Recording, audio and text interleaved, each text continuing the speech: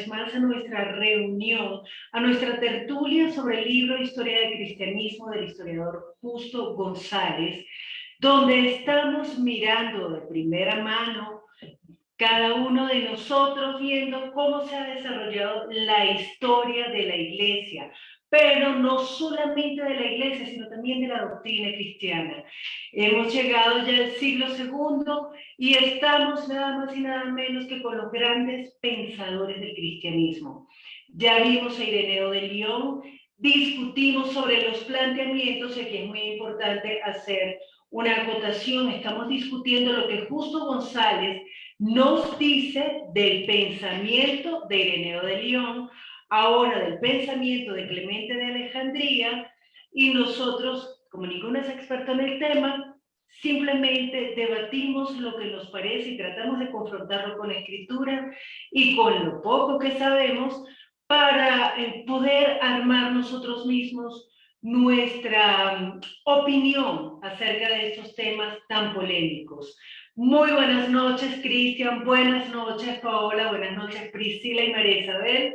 Gracias por estar aquí. Y antes de comenzar, quiero recordarles dos puntos muy importantes. El primero, aquí se respetan todas las opiniones, aquí se respetan todas las formas de ser cristianos, incluso si alguien es ateo y quiere opinar, todas las opiniones son bienvenidas. Nosotros no cuestionamos ni atacamos las opiniones de nadie. Y otro punto importante, aquí nadie tiene la razón. Aquí no hay ningún experto, esto no es una clase de historia, somos simplemente un grupo de amigos que hemos decidido fundamentar nuestra fe en la palabra, pero también dentro del contexto en que se desarrolló la Iglesia y la doctrina cristiana. Entonces, llegamos a Clemente de Alejandría, llegamos a un punto súper importante y polémico. Estamos en la página 43 del libro y estábamos debatiendo la semana pasada un punto que pudo haber despertado mucha polémica, que fue la relación entre la fe y la razón en el pensamiento de Clemente de Alejandría. Entonces, no sé si alguien quiere comentarnos algo antes de comenzar o arrancamos de una vez con la lectura. ¿Qué dicen? Si arrancamos de una vez con la lectura, no me va como perrito de taxi. Dale, Cris, entonces, página 43. ¿Listos? Vamos, Cris, ¿tú nos puedes leer, porfa, la página 43? Leamos ese párrafo que comienza diciendo: la relación entre la fe y la razón es muy estrecha. ¿Lo tienes? Lo voy a buscar. Página 43. La relación entre... ya, lo encontré. ¿Ya? La relación entre la fe y la razón es muy estrecha, pues una no puede funcionar sin la otra. La razón siempre construye sus argumentos sobre la base de ciertos principios que ella misma no puede demostrar, pero que acepta por fe. Para el sabio, la fe ha de ser entonces el primer principio, el punto de partida, sobre el cual la razón ha de construir sus edificios. Pero el cristiano que se queda en la fe, al igual que el que no va más allá del sentido literal de las escrituras, es como el niño de leche, que no puede crecer por falta de alimento sólido. Gracias, Cris. ¿Tienes algún comentario sobre estas afirmaciones? Bueno, por el texto entiendo que nuestra fe no es una fe a ciegas, es una fe sólida, es una fe histórica. Entonces, nosotros tenemos fundamento para creer, más allá que la fe es un acto de no ver, es un acto de no sentir todas las veces, pero sí tiene que ir acompañada de razón. Hay razones para creer, hay razones suficientes para que tengamos fe Y aquí el texto dice que incluso podemos ir más allá del sentido literal de las escrituras, o sea que no es una fe mera, es una fe que sigue razonando. Ese punto me gustó mucho. Gracias, Cris. Punto bien importante, bien sólido. Y bueno, antes de encadenarme yo, no sé, Priscila, Paola, ¿ustedes quieren comentar algo sobre lo que leyó Cris o sobre lo que acaba de decir Cris?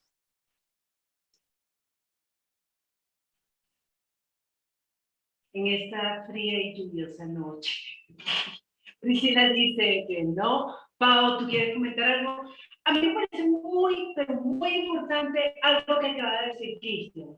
Nosotros, los cristianos, hemos sido acusados a lo largo de toda la historia del cristianismo como ignorantes.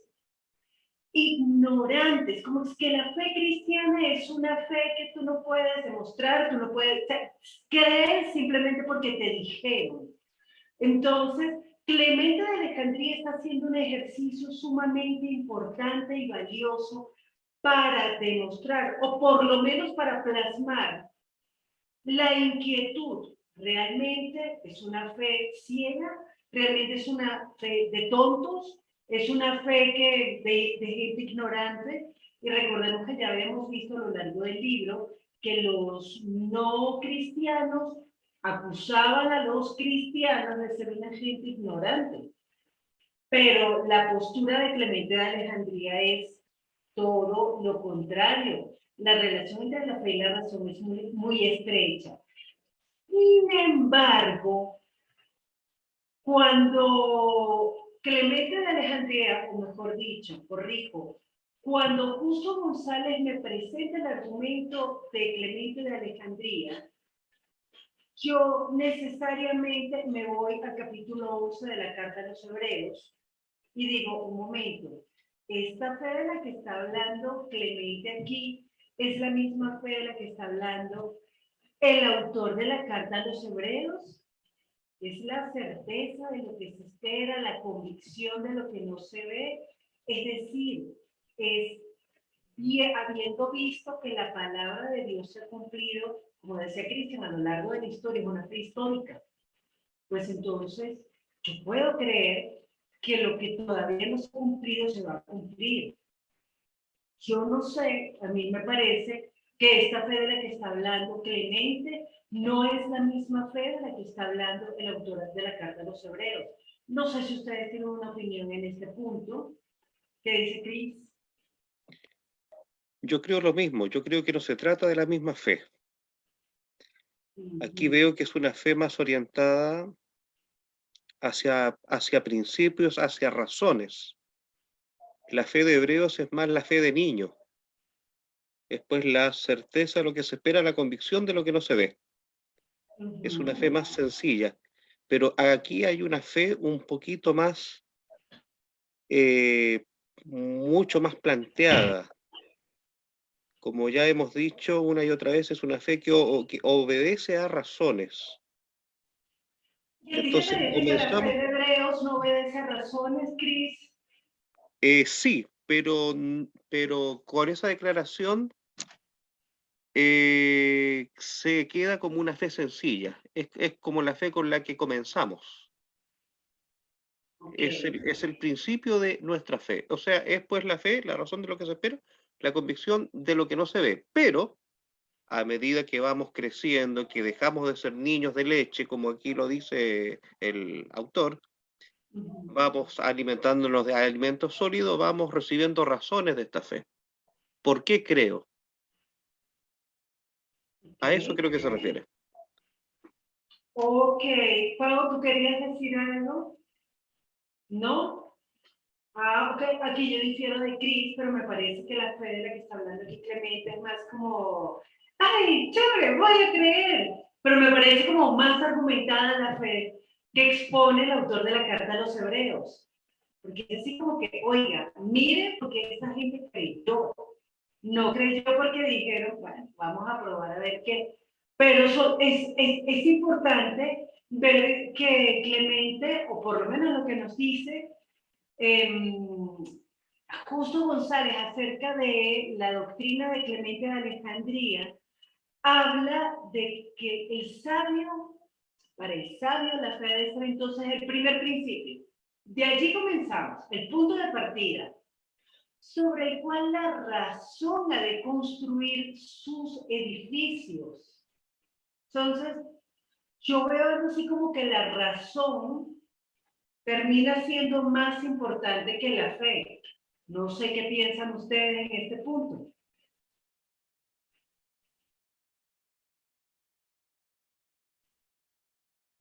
Porque dice que el cristiano que se queda en la fe, al igual que el que no va más allá del sentido literal de la escritura, de las escrituras, es como el niño de leche, que no puede crecer por falta de alimento sólido. Es como si la fe no bastara. Entonces, a mí eso me sacude porque para mí es todo lo contrario. Para mí la fe es mucho más importante que la razón. Pablo, ¿tú querías decir algo porque cerraste el micrófono? Porque yo no he podido comprender muy bien qué es lo que está diciendo el autor o qué es lo que nos quiere explicar. Y lo que yo estoy entendiendo es que él habla de que los filósofos como que basan su fe en una razón, ¿verdad? Y la razón debe tener unos argumentos para tu poder creer, algo así, algo entender. Pero entonces también dice, o sea, lo que yo no pueda entender, entonces tienes que aceptarlo por fe. Entonces, no sé qué es lo que realmente quiere decir, estoy enredada ahí.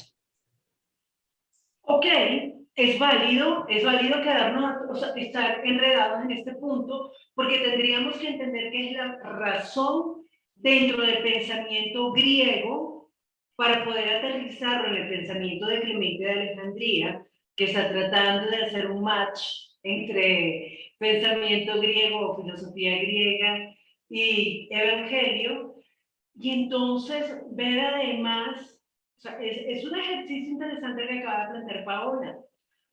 No es para este espacio, pero podríamos seguir avanzando para ver qué otras luces nos da Clemente de Alejandría, para ver qué sería esa disyuntiva que él plantea o esa similitud que él plantea. A Priscila dice que a ella le pasa igual. Entonces, Pau, ¿quieres seguir leyendo? Vamos a ver qué pasa con este pensamiento de Clemente. Bueno, dice, frente a tales personas que se contentan con los rudimentos de la fe, se encuentra el sabio o, como dice Clemente, el verdadero gnóstico. El sabio va más allá del sentido literal de las escrituras y de los rudimentos de la fe. Vaya. El propio Clemente concibe entonces su propia tarea, no como la del pastor que guía a la grey, sino como la del verdadero gnóstico, que dirige a otros de iguales inclinaciones. Naturalmente, esto tiende a producir una teología de tipo elitista y Clemente ha sido criticado frecuentemente por esa tendencia en su pensamiento. Pau, ¿algún comentario aquí? Pues creería que Clemente lo que está es respaldando a todos estos pensadores en que sus argumentos tienen fe o necesitan fe, algo así entendería, porque, o sea, habla como que, ajá, él les está explicando, su teología no es, podríamos decir, como si tú tuvieras dos clases, la clase alta y la clase baja. Bueno, Clemente no es de la clase baja. Clemente le está explicando a la clase alta, a la clase intelectual, a la clase que da explicaciones a través de las razones de la creación del mundo y de todo esto. Pero entonces como que él, lo que trataría yo de ver es que él acomoda la fe para que ellos no se sientan heridos o no se aparten o como ayudar a Dios para que ellos puedan entender el cristianismo. Es lo que estoy entendiendo. Ok, vale, gracias por ese comentario, Pau. Vamos a ver cómo es la cosa. ¿Qué piensas tú, Cris o Priscila? Yo creo que es muy buen punto el que tocó Pau sobre una teología abocada a un cierto público en específico, a un público más intelectual. Entonces tenía que adecuarse a su lenguaje, a sus formas, a la idiosincrasia de ellos.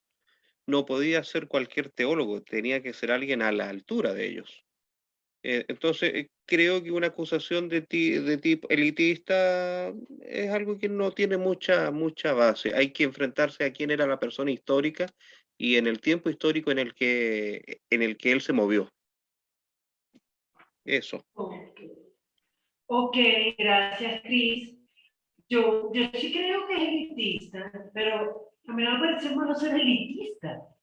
O sea, es que me parece, viendo en contraposición Clemente de Alejandría con Ireneo de León, el uno era pastor y él, de alguna manera, su doctrina o lo que él escribió, lo que él compartió, lo que tenemos de Ireneo de León, está fundamentado en la visión de él como pastor. Clemente no, Clemente era un maestro, y no era un maestro de masas, sino de un grupo. A mí no me parece, de hecho, no me parece malo ser elitista, me parece que chévere, eso fue lo que pudo hacer con lo que tenía.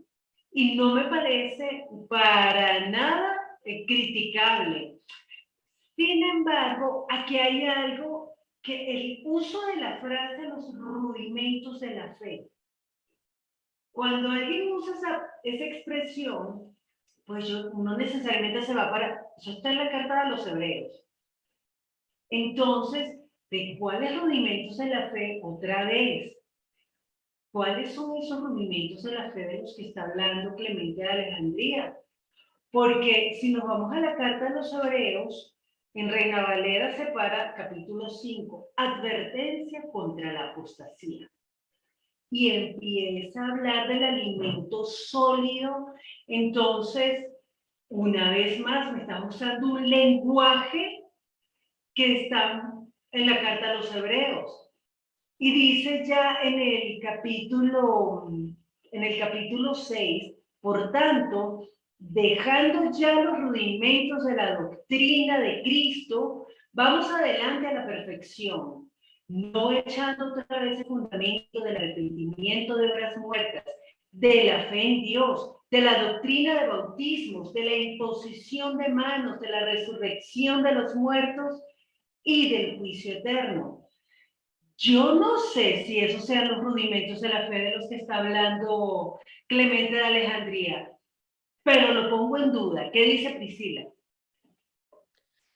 Sí, a mí desde la semana pasada esto me hizo mucho ruido porque él se está refiriendo desde el capítulo 5 de Hebreos al niño de leche, al que no es maduro, y el contexto de lo que está diciendo el autor de Hebreos es distinto a lo que le está diciendo. Le está diciendo que el inmaduro es aquel que no va más allá del sentido literal de las escrituras, mientras que cuando uno lee el Hebreos capítulo 5, versículo 14, dice que el alimento sólido es para los que han alcanzado madurez, para los que por el uso tienen los sentidos ejercitados en el discernimiento del bien y del mal. Y antes de eso también dice que el de la leche es inexperto en la palabra de justicia porque es niño. Y si uno se va más atrás, uno ve que ese niño en la fe no es niño no porque no entienda más allá del sentido literal de la fe, sino porque no tiene el evangelio, pero no lo, a través de las pruebas, de alguna manera lo entiendo yo, no pone en práctica ese evangelio, no tiene esos sentidos ejercitados, no, una cosa es como que se queda en la teoría y no pasa a la práctica, algo así es lo que entiendo yo en Hebreos. Entonces me parece que esa asociación que hace allí Clemente, si es así, pues no la veo correcta, no veo que está haciendo una asociación correcta, no está haciendo como una interpretación o una traspolación correcta de Hebreos a lo que él dice que es alguien sólido, alguien maduro y alguien inmaduro. Gracias, Pris. Gracias por ese comentario, porque yo tengo un problema también aquí con Clemente, porque Clemente me está usando un lenguaje claramente alusivo a la carta a los hebreos, pero no dentro del mismo ámbito de acción. Si yo no estoy mal, es que los hebreos tienen un problema y es que quieren volver a la ley, a las obras de la ley, a los sacrificios de la ley.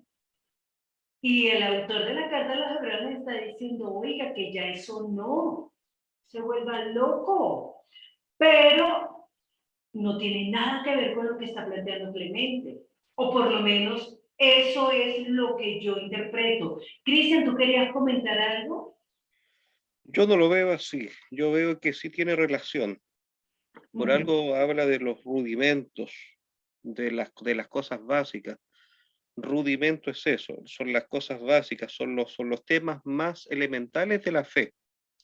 Y el autor de Hebreos los va enumerando, la doctrina de Cristo, luego habla sobre el fundamento del arrepentimiento, de obras muertas, de la fe en Dios, de la doctrina de bautismo, de la imposición de manos, de la resurrección de los muertos y el juicio eterno. Yo creo que Clemente lo que quiere decir es que estos son los primeros temas.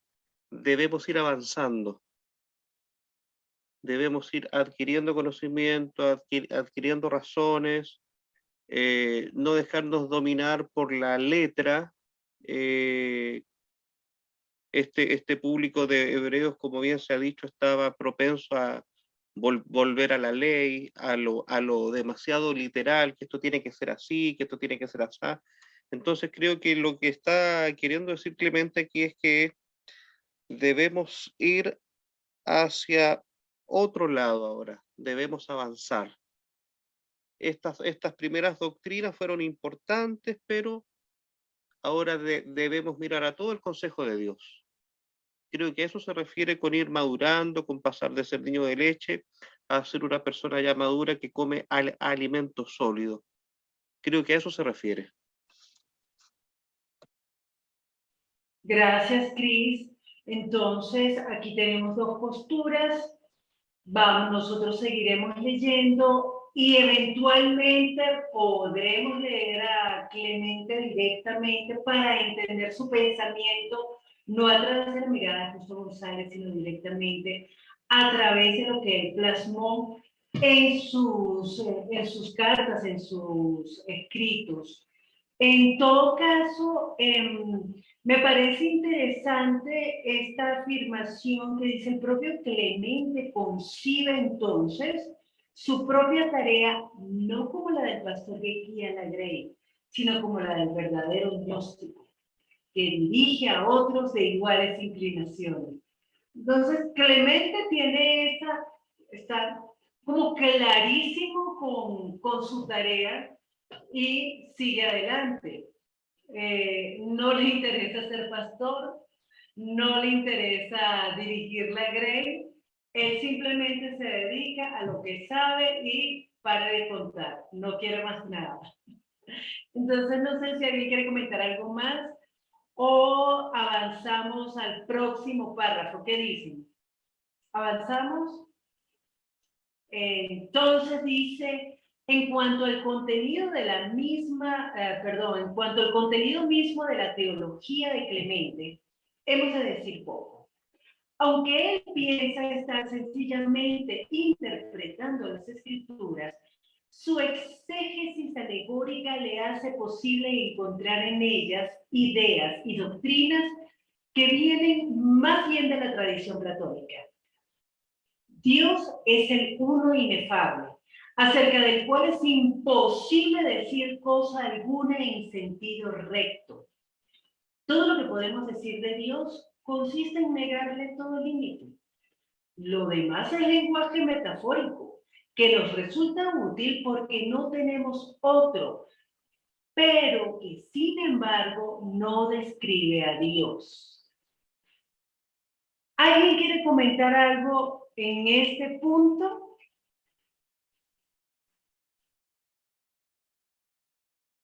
Pau, ¿querías decir algo? No. Usted últimamente está muy callada.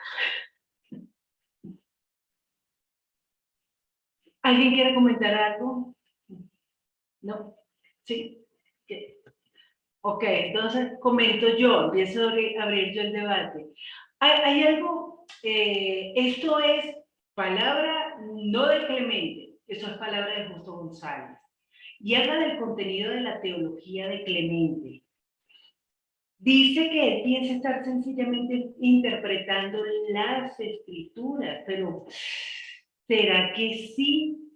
Porque fíjense que Ireneo de Lyon, a pesar que según el planteamiento de Justo González estaba simplemente enseñando lo que él había aprendido, pues todo lo que él aprendió lo redujo a su visión como pastor.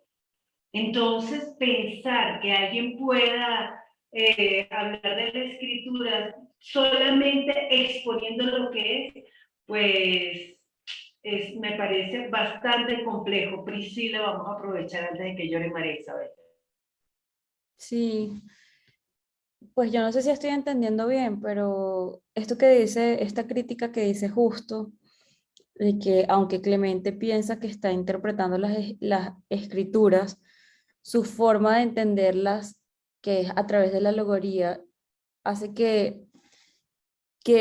o sea, es como que él está tratando de interpretar las escrituras desde las herramientas de pensamiento filosófico de Platón y no desde las propias escrituras. ¿Sí? O sea, es como que yo soy fan de Platón, con estas herramientas de Platón puedo predicarle a esta gente porque esto es lo que les sirve a ellos. Entonces trato de encajar el pensamiento de Platón en las escrituras. Y a mí eso me parece peligroso. Eso es lo que yo estoy entendiendo de esta crítica de Justo, cuando él dice que su exégesis alegórica le hace posible encontrar en ellas ideas y doctrinas que vienen más bien de la tradición platónica. Entonces yo uso esas ideas de la tradición platónica, esas ideas, y las convierto en doctrina cuando hago un mix con las escrituras, en ese intento de explicar esas escrituras desde el pensamiento filosófico de Platón. Y a mí me parece medio peligroso, porque una cosa es Ireneo sacando el atributo de Dios como pastor y diciendo, mira, encuentras a Dios como pastor aquí, aquí, aquí, aquí, aquí, aquí, aquí, aquí, aquí, aquí, todo esto. Y otra cosa es mezclar pensamiento filosófico platónico con, o sea, te voy a poner un ejemplo. Los cursos cuando uno ve que la sustancia, la forma y la, ¿cómo es que? La sustancia, la forma y ¿qué es el otro elemento? El espíritu. Y el espíritu de Dios. Entonces, bueno, ahí nosotros vemos en la Biblia la forma, pero hablar de sustancia, del espíritu, o sea, traer categorías de un pensamiento filosófico a las escrituras, cuando las mismas escrituras no lo dicen, a mí me parece peligroso porque podemos hacer doctrina de algo que no está. Entonces, estoy de acuerdo con la crítica de Justo si eso, en el supuesto de que eso realmente fuera así, porque yo no estoy leyendo a Clemente. Gracias, Pris, pero fíjate que yo lo interpreté de otra manera. Yo lo interpreté como que leyendo a Clemente se puede encontrar como que se le coló Platón por ahí. No es que él intencionalmente me tratara de hacer de encajar a Platón con las escrituras, sino que se le coló. Es así como yo soy fanática de los superhéroes, yo de los superhéroes, entonces ya empiezo así como que a ver el evangelio y a ver a la iglesia en los Vengadores, en los X-Men, en esto, en lo otro, y lo hago intencionalmente, no, pero es que se me sale así, porque me parece una forma sencilla de explicarlo a un público masivo, un público de masas. Entonces, así lo estoy viendo yo, no necesariamente es la verdad. Probablemente puede ser que tú tengas razón, puede ser que yo tenga razón, pero son dos visiones diferentes de una misma idea. Yo creo que no fue que él quiso así como que vamos a meter esto aquí, sino que se coló así como se le coló a Ireneo su ministerio de pastor. Cris, ¿tú querías decir algo? Cuéntanos. Bueno, tengo entendido que Clemente consideraba la filosofía griega no como la fuente de la verdad, sino como una preparación para que los hombres intelectuales de su época, los acostumbrados a filosofía griega, pudieran recibir después el Evangelio. No obstante, sí puede haber mucha permeación de filosofía griega, y eso sí puede ser peligroso, eh, ya que la misma escritura dice que la filosofía humana es carnal, terrenal, diabólica, o sea, son pensamientos que no salieron de Dios mismo, sino del raciocinio humano. Entonces debemos tener ese cuidado de siempre superponer las escrituras. Y más adelante en el texto dice que este autor, bueno, considera que los filósofos recibieron algo de luz, recibieron algo de revelación. Otros padres de la iglesia decían que el verbo colocaba sus tintes en las mentes de los sabios antiguos y que eso finalmente decantó en el Evangelio, o sea, pinceladas de la verdad por aquí y por allá, pero el Evangelio finalmente fue la verdad completa. Entonces creo que por ahí va quizás en el esfuerzo de hablar a su público de élite, tuvo que recurrir a su propio lenguaje.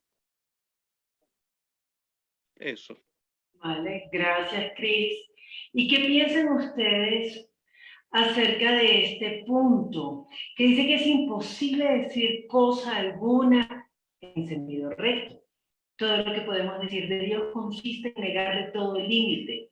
Lo demás es lenguaje metafórico, que nos resulta útil porque no tenemos otro, pero que sin embargo no describe a Dios. ¿Qué piensan ustedes de esa afirmación? A mí no me gusta porque no me gusta, pero ya esto es un tema personal, o sea, si dice que nadie vio al hijo jamás, sino que el hijo le ha dado a conocer, entonces si uno se pone a decir que lo que el hijo le ha dado a conocer no es, o es la postura del hijo, pero entonces pues si el hijo estuvo con él desde el principio, ¿qué nos va a decir? O sea, no sé, como que eso que conocemos, que el hijo dio a conocer al padre, él estaría diciendo como que también eso se queda chiquito, porque como Dios es el uno inefable, lo inefable es aquello que no se puede describir, lo que no se puede explicar con palabras, entonces, ¿qué vino a hacer el verbo aquí? ¿Para qué vino entonces? O sea, no sé, me parece que eso contradice un poco uno de los propósitos, porque claro, el verbo vino para darnos la oportunidad de reconciliarnos con el Padre, pero darnos a conocer al Padre para poder reconciliarnos. Entonces, si no se puede describir, ni se puede explicar, ni se puede, entonces, ¿cómo? O sea, me parece que contradice hasta el mismo Jesús. Entonces, ahí eso no me gustó, la verdad. Gracias, Fris. Yo estoy de acuerdo contigo, porque precisamente empieza el Evangelio de Juan diciendo, vimos su gloria. Y entonces, que nadie ha visto al Padre jamás, pero Jesús dijo que me ha visto al Padre. Entonces, es complicado, Clemente, o sea, de verdad tú dijiste eso. Clemente, en serio, porque a Dios sí se puede conocer, de hecho, el Hijo nos lo ha dado a conocer, pero, y eso lo dice el Evangelio de Juan, versículo 18, a Dios nadie lo dio jamás, el unigénito Hijo, y en algunas traducciones, en algunos manuscritos, dice, quien es Dios mismo, nos lo ha dado a conocer. Entonces, yo me imagino que esta idea debe haber sido muy polémica para una persona con el pensamiento filosófico griego de la época. Debe haber sido muy fuerte, pero Clemente no lo entendió o Clemente no quiso decirlo. Esa es la parte que me queda así como dando vueltas en la cabeza, entendiendo además ¿Cuánto de los evangelios, cuánto de la escritura tenía Clemente? ¿Cuánto de la escritura tenían los primeros pensadores cristianos? Realmente es un punto que a veces yo creo que nosotros somos muy duros dándole a los primeros pensadores, cuando en realidad nosotros tenemos toda la Biblia y ellos no. Entonces, ese es un punto que me pareció importante. Pris, no sé si quieres empezar a leer, o leer, mejor dicho, el último párrafo de la página 44, a menos que alguien quiera decir algo sobre el punto anterior. ¿No, Pris? Bueno, dale, Pris.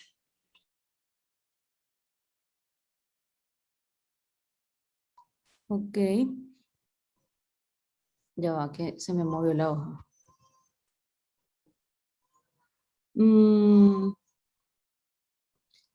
Este uno inefable se nos da a conocer en el Verbo, que les reveló a los filósofos y a los profetas toda la verdad que supieron y que últimamente se ha encarnado en Jesucristo. En todo esto, Clemente sigue a Justino y en cierta medida al filósofo judío Alejandrino Filón, a quien nos hemos referido anteriormente, pero su énfasis en la encarnación del Verbo hace que su teología sea cristocéntrica.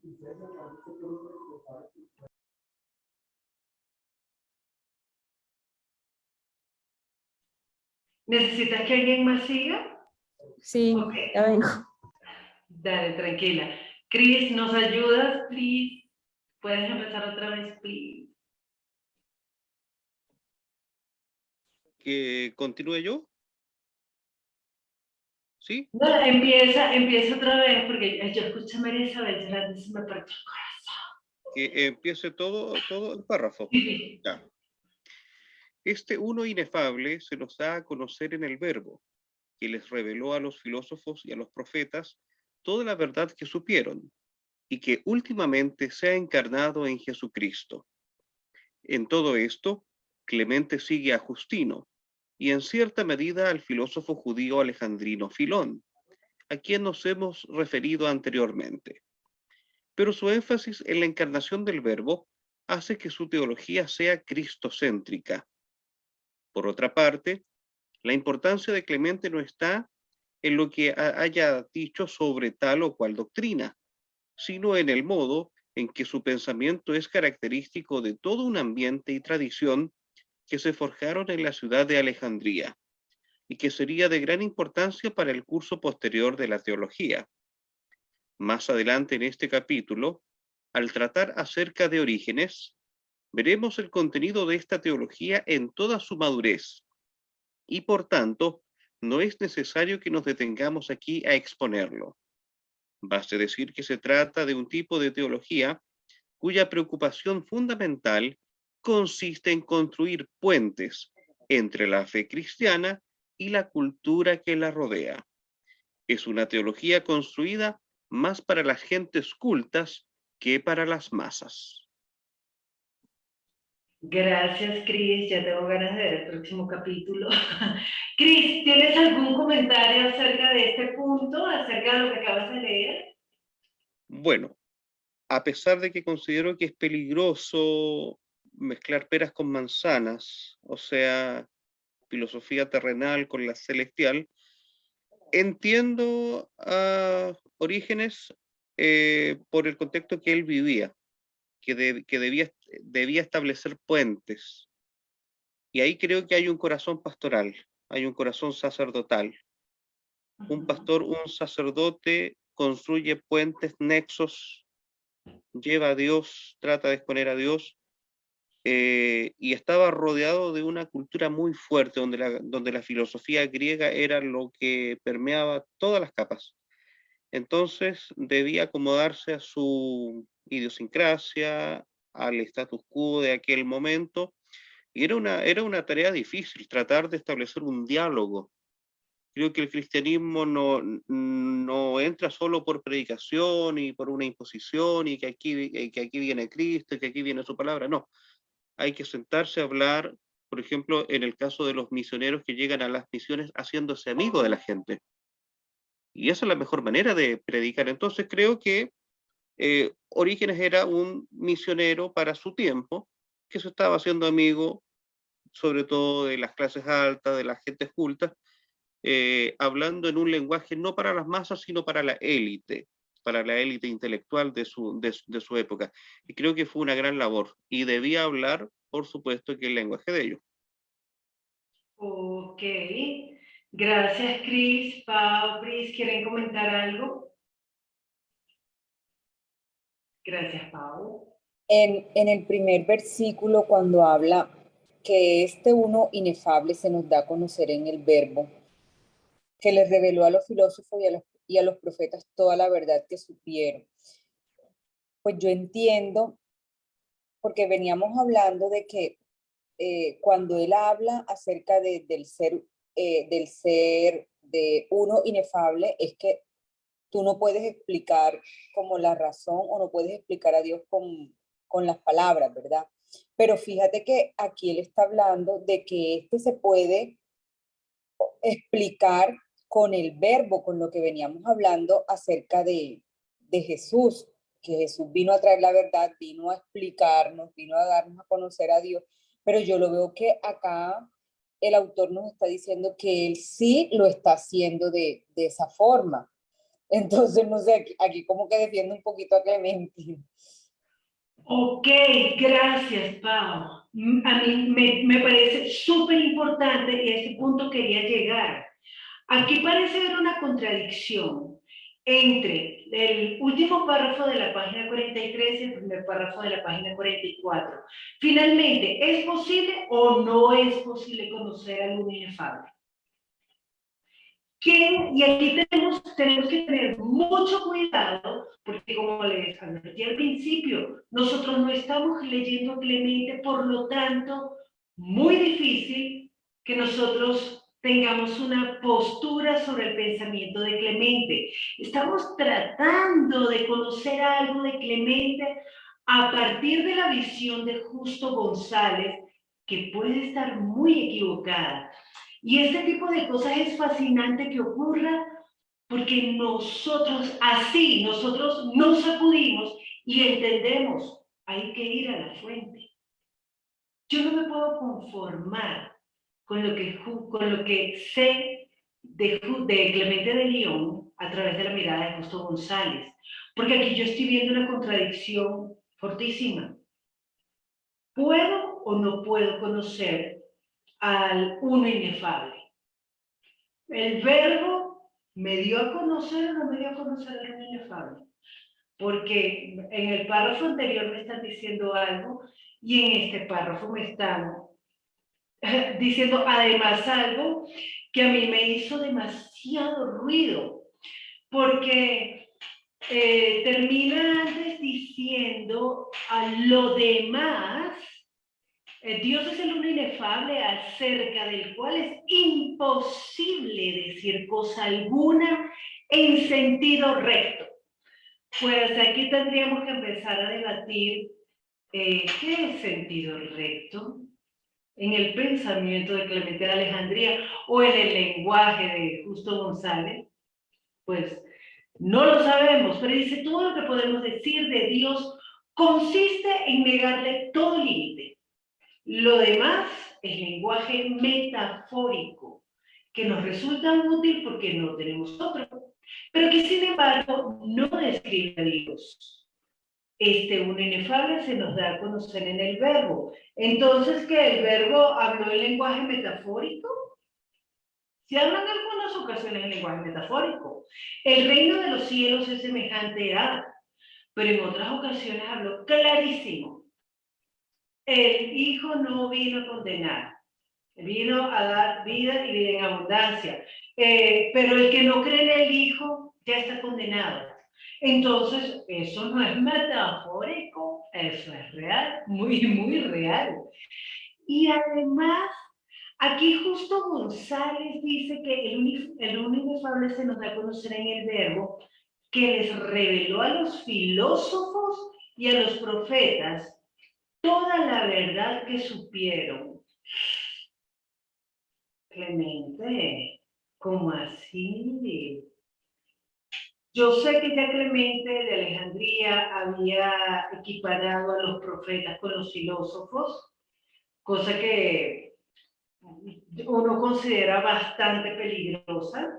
Los profetas tienen una misión distinta, pero muy distinta, y de repente llega él así como para ganar gente, para ganar audiencia, para poder hacerse escuchar, equipara a los profetas con los filósofos. Aquí estamos estudiando historia del cristianismo con una, por lo menos yo, con un objetivo. Porque además los invitamos al estudio bíblico que tenemos los viernes que se llama Aprendiendo a Ser Iglesia. Esto crea una línea de pensamiento mucho más amplia y respetuosa, pero cuando yo miro esta historia, yo pienso, rayos, en un momento, esto sigue pasando.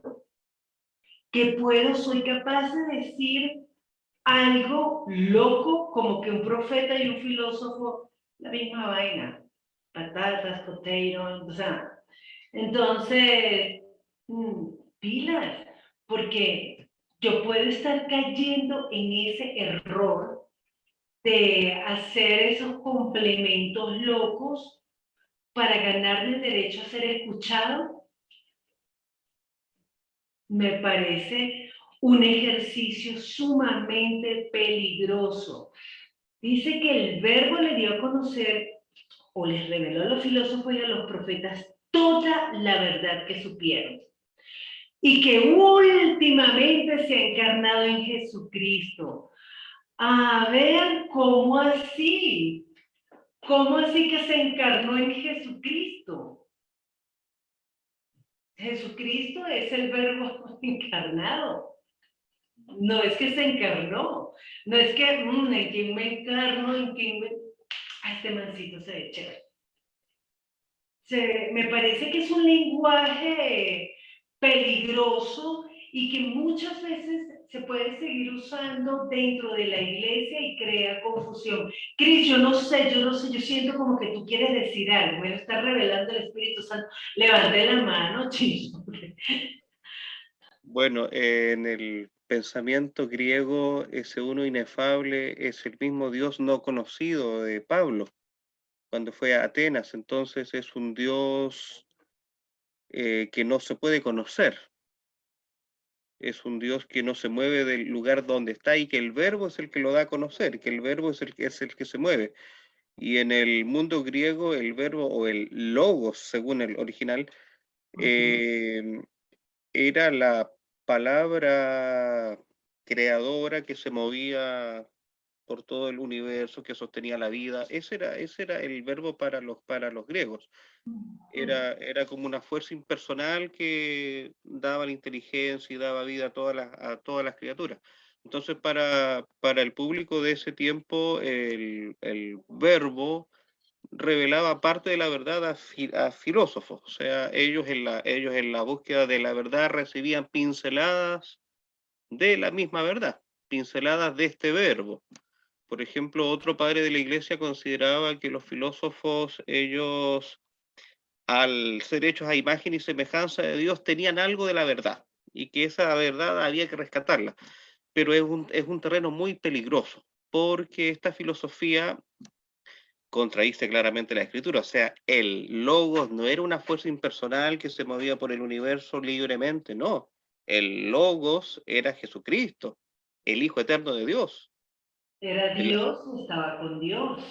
la segunda persona de la Trinidad eterna. O sea, él estaba con Dios y el verbo era Dios. Y ahí hay que recurrir siempre a las escrituras. Lamentablemente estos autores, estos sabios cristianos, en ese esfuerzo de tender puentes, finalmente usaban lenguaje que nos parece no adecuado. Gracias, Cris, pero hay algo que me gustaría comentar. Ese Dios no conocido que tiene ese altar en Atenas, ese no era porque los griegos pensaban que Dios no se podía conocer, sino que estos manes estaban tan traumatizados con esos dioses que por si acaso no hubiese un Dios por ahí, que no se conociera, lo fregaba. Entonces, por si acaso, vamos a hacerle un altar al Dios no conocido, para que por favor, no me vaya a arruinar la cosecha este año, o por favor, no me vaya a matar a mis hijitos. Por si acaso yo no lo conozco, no importa, yo le hago soltar.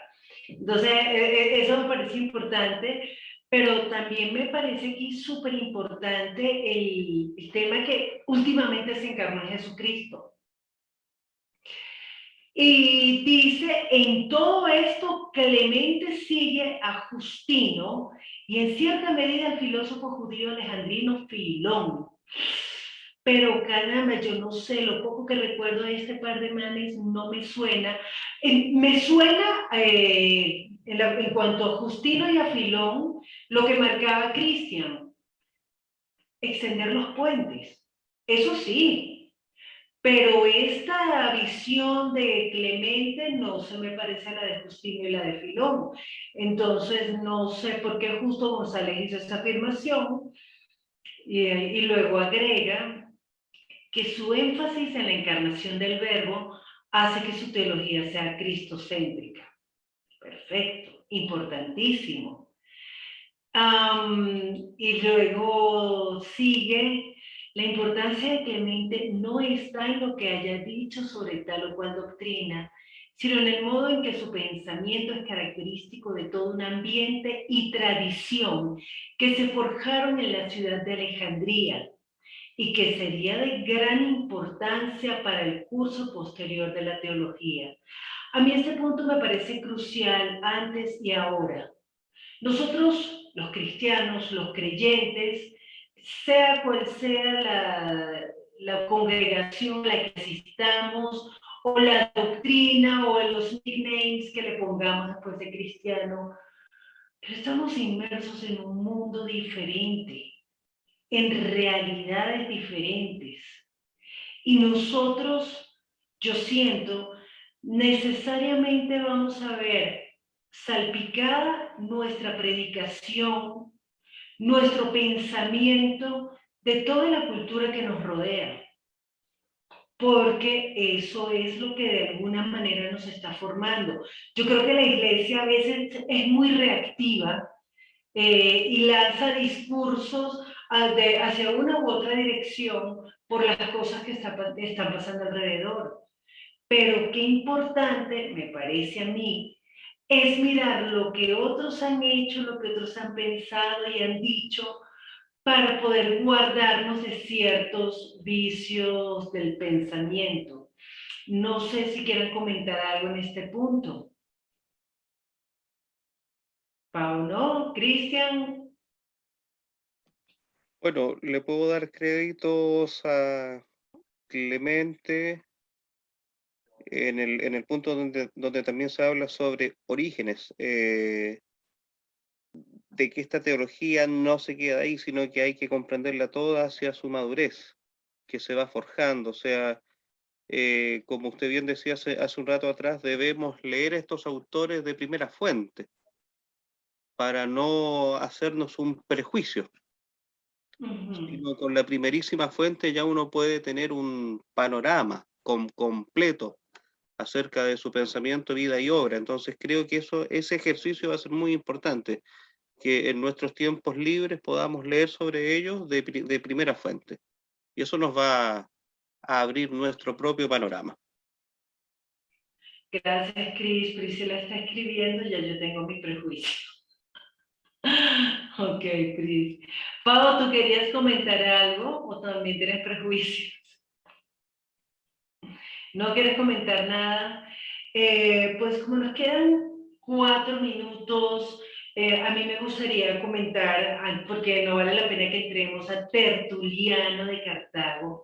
Esta es otra belleza.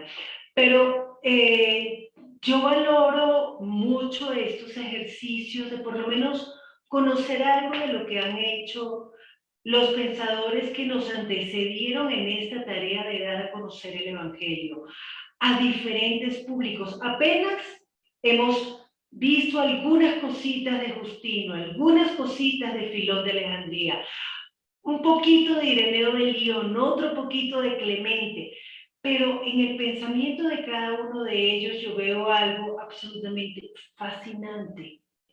Y es que sus esfuerzos fueron destinados a predicar el Evangelio, lo que ellos habían recibido. Y me parece hermoso ver que necesariamente se va a colar algo de nuestra personalidad ahí. Justino era un tipazo. Justino era un tipazo que murió porque un envidioso perdió una disputa con él, una conversación, entonces se puso bravo y mira, este es cristiano y lo mataron. Pero hay estos hombres que se dedicaron a pensar, no solamente a leer la palabra, y me encanta la idea de ese cristiano no pasivo, ese cristiano que piensa, ese cristiano que trata de ir más allá, que se cuestiona. Y la fe cristiana, lejos de ser una fe de ignorantes, es una fe bien fundamentada. Hay razones de sobra para creer la palabra de Dios. Y estos tipos se dedicaron a exponer esas razones. Entonces, creo que estudiar a estos hombres que han llamado los padres de la iglesia es un ejercicio realmente enriquecedor y que nosotros no podemos despreciar lo que ellos hicieron. Creo que un error garrafal es pensar simplemente con la Biblia me basta, yo no necesito leer nada más. Sí, claro que la palabra de Dios es suficiente, pero ¿por qué despreciar lo que hicieron mis hermanos que murieron hace no sé cuántos, 2000 años? Bueno, 2000 años no, 1900 años. Entonces yo los invito a que conozcamos la historia, a que compartamos entre nosotros aquí, desde cualquier lugar, compartamos en estos debates lo que estamos aprendiendo, lo que estamos viendo de la historia de aquello en lo que creemos.